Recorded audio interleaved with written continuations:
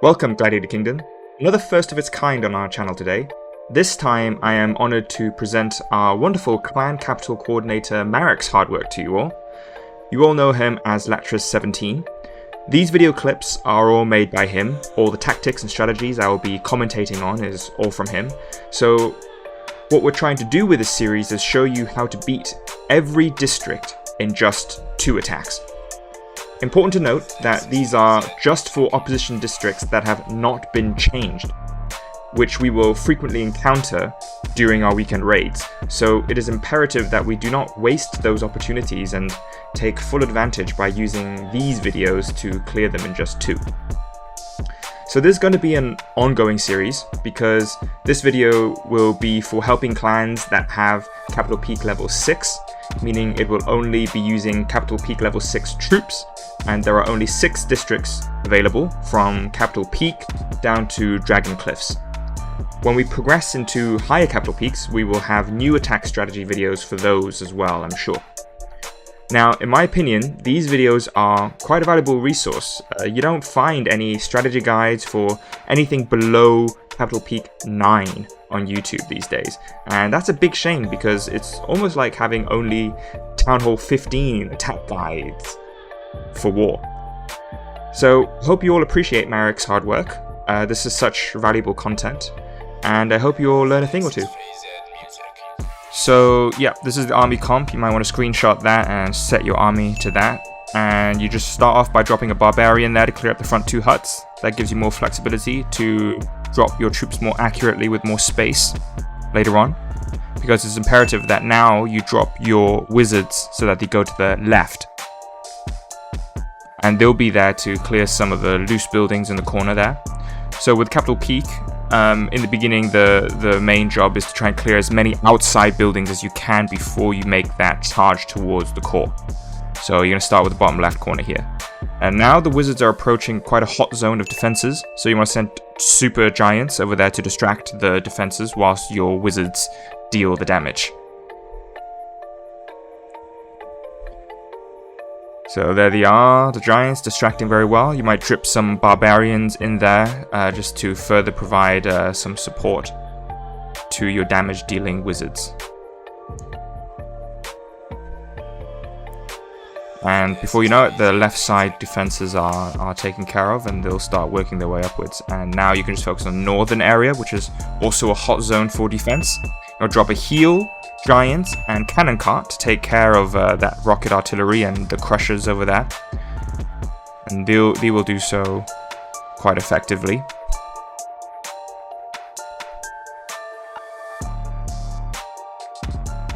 So the barbarians that come from the cannon cart are actually dealing a lot of damage to the rocket artillery because, as you know, the rocket artillery can't target troops that are really close by it. So the barbarians can just attack for free damage there.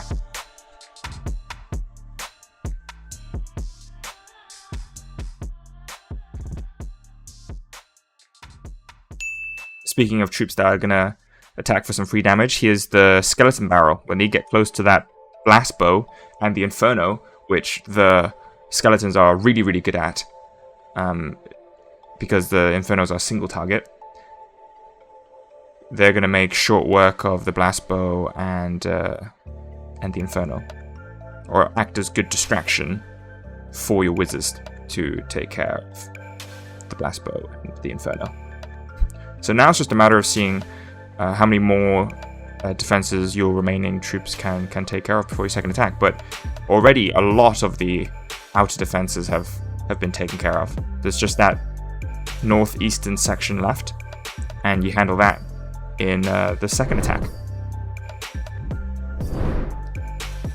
So as usual, yeah, you want to start with archers on the top to take care of that Tesla, and once that's over, there's no more air defenses, so your rocket can handle the remaining defenses on the north and east front, and you can focus on the core, which you make 2 openings, one southwest, one northwest there, and back it up with a heal in between those 2 compartments, and giants with super wizards to attack the core. So the most dangerous defensive building at Capital Peak is the Capital Hall itself. It deals a lot of damage. kind of like the Eagle Artillery on steroids. And so you want to hope that it's targeting your giants and not your super wizards. And then once that has fallen, the rest of the core is pretty much over. Not much of a threat. Only single target defenses remaining. You just drip in some giants once the previous ones are dying. A skeleton barrel at the north there to get rid of those remaining buildings, and in a little while one more barbarian on the bottom right there just to finish off that hut much quicker. And there you go. Capital Peak in 2. Yeah, so there's the army camp. You want to save that and set it so that it's ready to go. Start off with a heal and giant wizards at the bottom there to clear up that really tight, compact single target defense compartment. Just perfect for your super wizards to sort out. The heal is doing work to keep that giant, to keep those giants nice and protected for your wizards there. Now you begin the phase of your skeleton barrels. Perfect for single target defenses. When you get shot down by those air defenses is no problem, because all you got to do is get them across that river. And once they're down, no splash defenses in that area, and they will do work on all those single target defenses. So you can see here the skeletons in the bottom left hand corner are not going to be able to take down that spear thrower, which will be a little bit of a nuisance, but not a big deal. You drop your skeleton barrels to finish off some more of those single target defenses. That ram is to break through and open up more compartments for your troops. The super wizard in the corner there, because there are no single target defenses, or in fact any defenses that can target ground troops in that corner, so it'll just help clear out the air defenses on the right.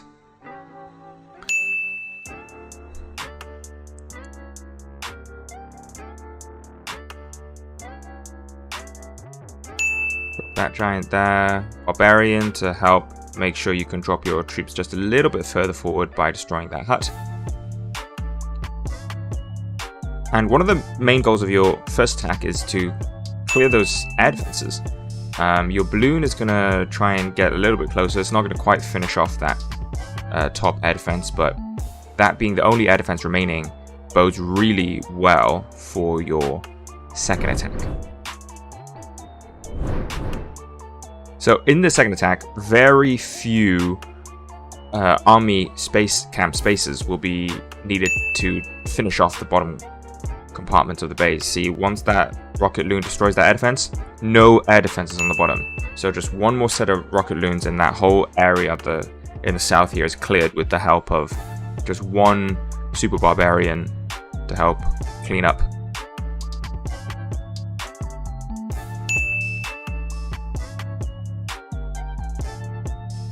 It just feels so satisfactory when your air troops are wreaking havoc undeterred, and it saves plenty of army space for the phase 2 of this attack, which is to clear the northern portion of the base. Once that army camp goes down, begin phase 2. Heal, super archers, sneaky archers, I should say. Get rid of those Teslas, but then Giant Wiz is going to be the main army that you use. You want to spread your giants a little bit, just like that's because you want to make sure those splash targeting defenses are hitting your giants and not your wizards, because there's a lot of splash damage defenses in this corner, and if they're targeting your wizards, you're in big trouble. But as you can see from this attack, they target the giants and you're good to go. Just like that, the barbarian camp's fallen. That spear thrower in the very bottom corner of the base that the skeletons did manage to finish will need to be taken down by those northern troops. Just like that, barbarian camp done.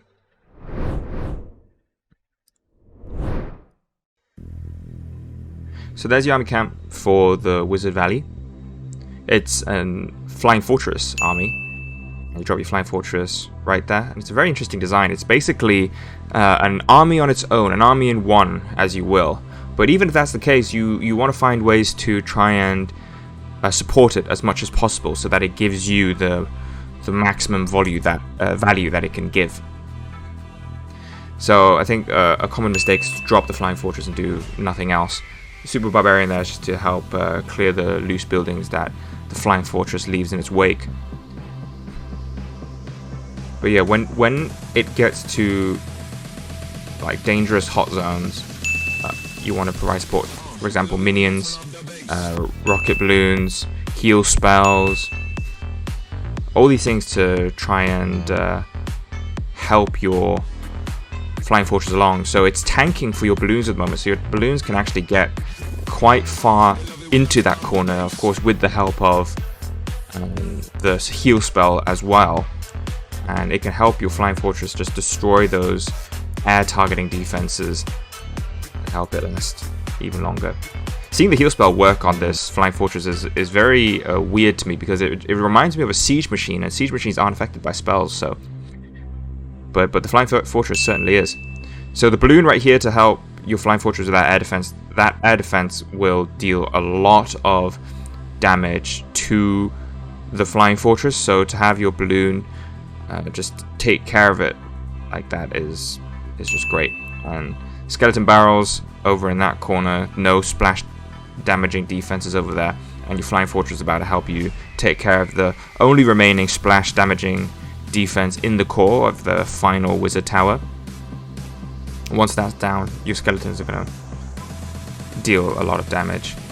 The Flying Fortress is still going, still surviving, still alive, and even when it dies into a bunch of skeletons. As we mentioned earlier, no splash damages in the core, so those skeletons are going to continue to do a lot of work, and this entire core is going to get taken down in the first attack. It's doing most of the work for this Wizard Valley base. And breaking that wall is actually quite key for your second for your second phase. Now you have direct access to drop your troops on the left side of that base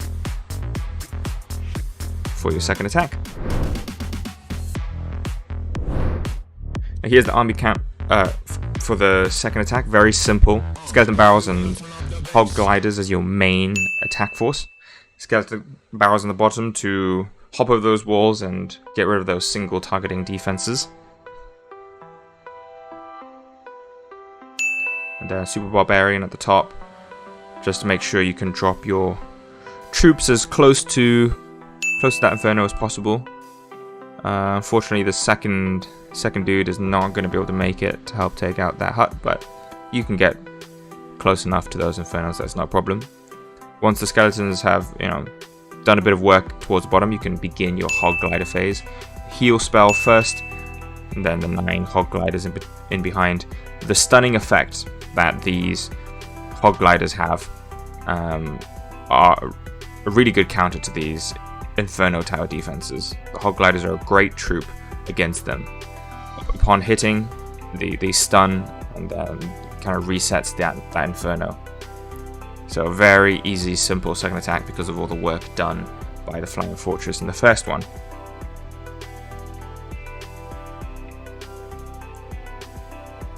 Wizard Valley taken out in 2.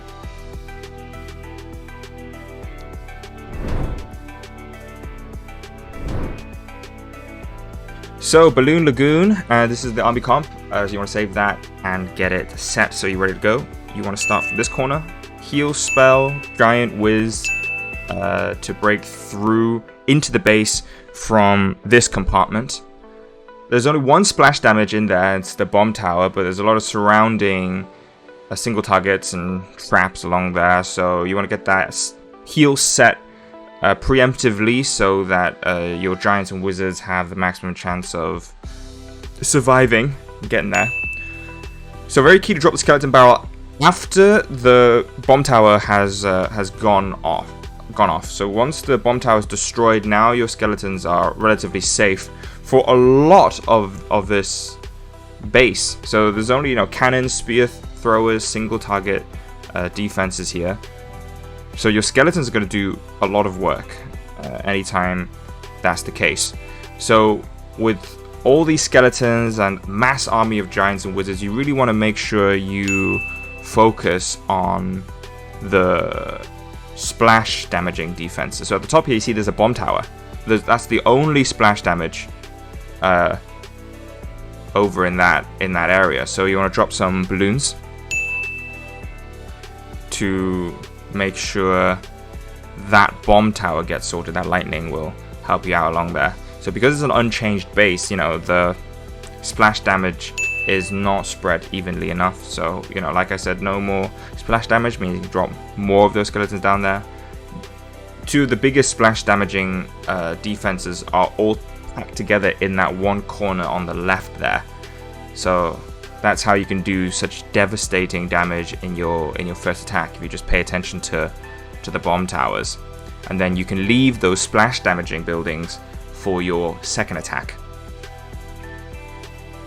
So you see now that the splash damaging buildings start to come into play, it's going to destroy the rest of your army. Yeah. So second attack, you want to get those splash damaging buildings down using troops that aren't too afraid of the splash damage. The fortress can tank those rockets very well. The fortress is not going to be affected by that crusher at the top either.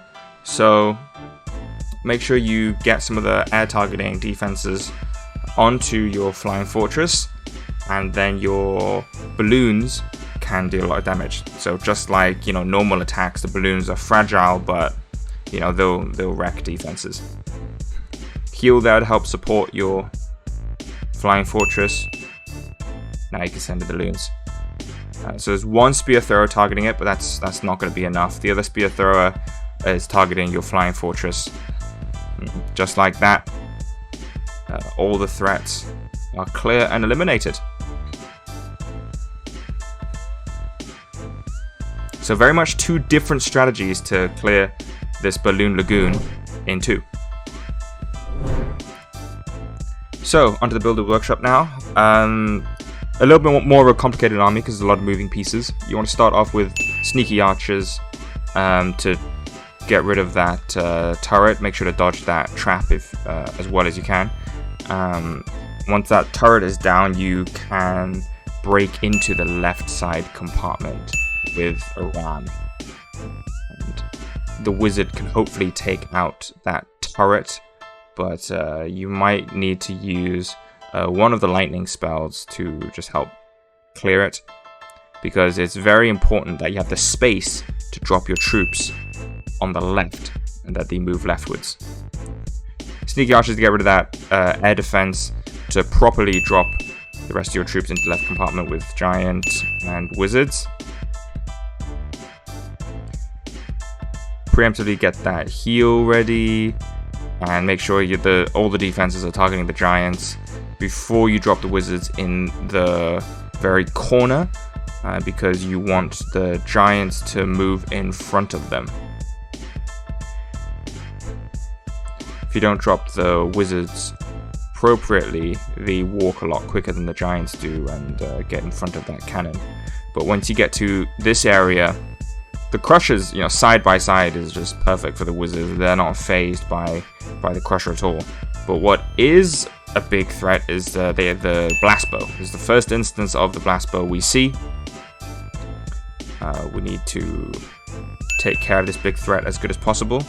Thankfully, skeleton barrels are great for it if you can get close enough.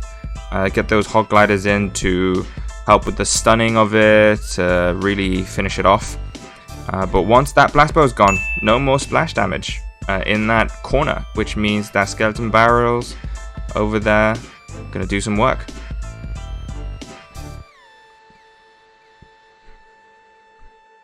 Skeletons distracting for your wizards and your hogs. Get the giant over there because that cannon, you don't want the cannon shooting any of your wizards. So okay, so there's a barbarian off screen over there that you need to drop at the top just to clear those huts, which is going to be quite helpful for your second attack. But your main army is going to move downwards, so it's a bit of a circular lap, as you will, from the starting position towards the left, and then move their way down into the outside buildings. So your main army taking out a lot of the base through the lap they made, which will make your second attack a lot easier. Right now it's just about seeing how much little bits of extra value you can get from your troops. Maybe that spear thrower, maybe that wizard tower. With the wizard tower, you might need to use a lightning just to help you finish it off, but it's not a big deal. The main goal was to clear the left-hand side of the base so that your second attack can be just focusing on those 2 compartments on the right-hand side of the base. 77%, devastating first attack. So there's many kind of combinations you can use to finish off this second attack. We're gonna use the giant whiz from the top with a ram, but I'm sure when there's only 23% of the base left, you can use all kinds of ways to clear it. But giant whiz is great because all the buildings are close proximity, so the standard heal giant wizard method is gonna be just fine. Make sure that all the defenses are targeting the giants before you drop the wizards.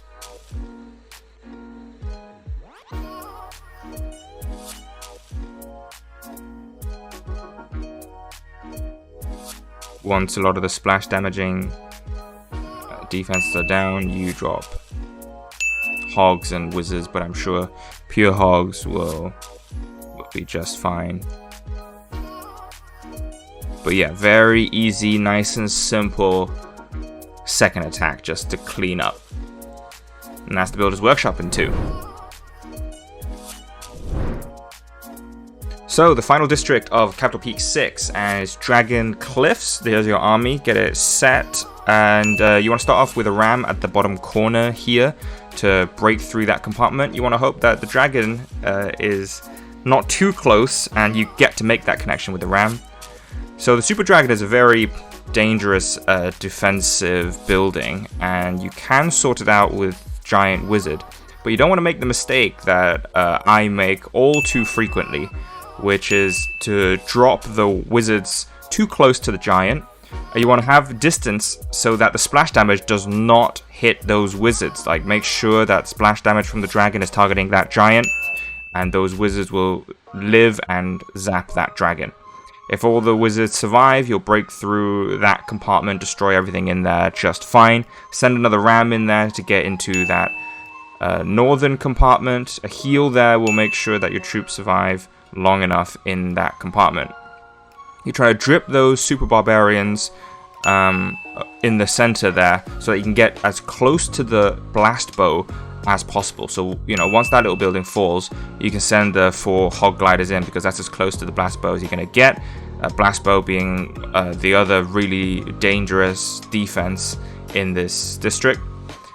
Your troops in that top corner there, causing a lot of damage to those buildings, but that super dragon, you see, once it locks onto those super wizards, it really does roast them.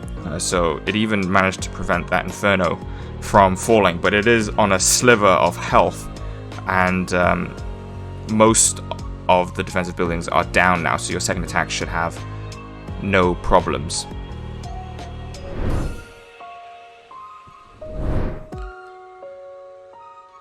So in your second attack, it's a flying fortress attack. You'll imagine that single inferno is going to go down just fine. You drop that super barbarian down there just to clear those 2 huts. You don't want them to be a nuisance later on, so you just get rid of them. But your main army is gonna be at the top there to sort out that super dragon. That's the only other defense that's gonna perhaps cause you some trouble. The flying fortress in this instance is not trying to be the main damage dealer. It's trying to tank for your troops. Those minions, they get locked on by that dragon. They just get completely roasted. But once that dragon locks onto the flying fortress, you can send a minion horde. Just one seems to be able to get rid of that dragon, no problem. But you got 3 more minion hordes as backup down there, which you'll see in this attack you don't even need to use really, because that first minion horde did a good enough job. But you have some flexibility to deploy. Those remaining troops can just act as troops that can help clear the rest of the base just fine, because to be honest, that flying fortress, once that dragon is down, can just clear the rest of the base just fine. And there you go, Wizard Valley in 2, and that's all the districts in Capital Peak 6 done in 2 attacks.